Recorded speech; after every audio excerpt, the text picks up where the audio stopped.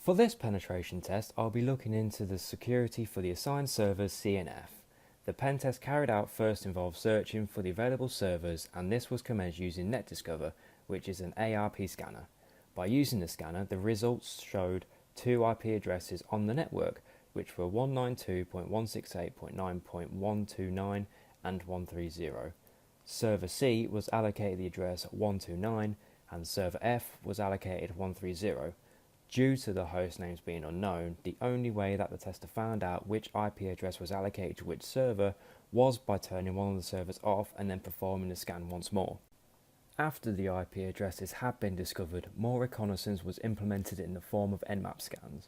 Two types of scans were performed upon each server, the first being a TCP scan including the enabling of OS detection by using the function -A, and the second being a UDP scan using the -SU function including the same enabling of the OS detection. As shown, a total of 8 ports were open on server C and 6 ports were open on server F.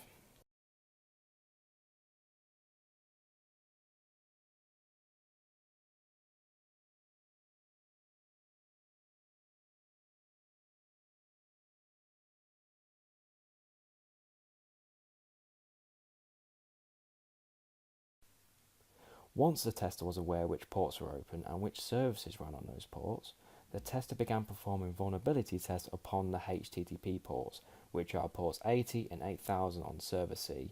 The web scanner tool, Nikto, was used in order to perform the vulnerability tests, and the results created showed that the ports contained a number of vulnerabilities that were known within the OSVDB, the open source vulnerability database. The most common vulnerability found within both ports was that HTTP trace method was active, making the ports vulnerable to cross-site tracing. This could result in the attacker reading HTTP headers that are usually blocked by JavaScript access, meaning that the potentially sensitive data located within the header can now be viewed. However, this type of vulnerability is low in terms of damage that can be accomplished, and it isn't even placed within the OWASP top 10. The next portion of the vulnerability tests were performed on the SSH port, port 22. The test performed was to attempt access to both servers in the form of brute forcing the password and username of root, using the password cracking application xHydra. Due to the username root being incredibly common, this was selected as the primary username. The password was to be brute forced via a dictionary attack. The dictionary was developed using the already existing word list within /usr/share/dict/words, and then splitting the existing word list both alphabetically and case sensitive, which in the end created 52 word lists.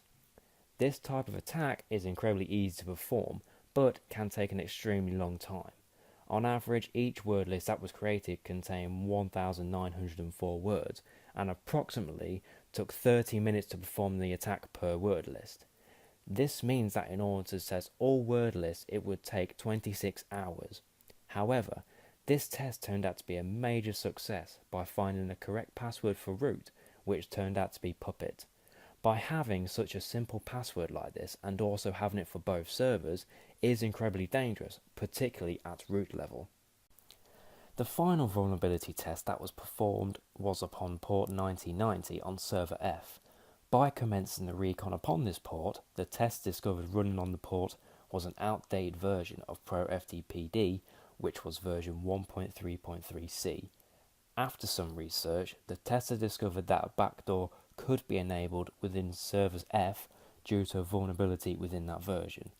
By creating a backdoor into the server, an attacker could gain access to that server whenever they feel like it, and potentially take whatever they want if they escalated their privileges, which they could do due to knowing the root username and password. By combining this vulnerability with the incredibly poor password policy enabled on server F, an attacker could have a real field day upon the server and could commit extreme amounts of damage. The tester attempted to connect the server via port 9090. However, the tester could not gain root access although inputting the correct username and password. This could potentially be down to server F is using a different shell compared to the tester.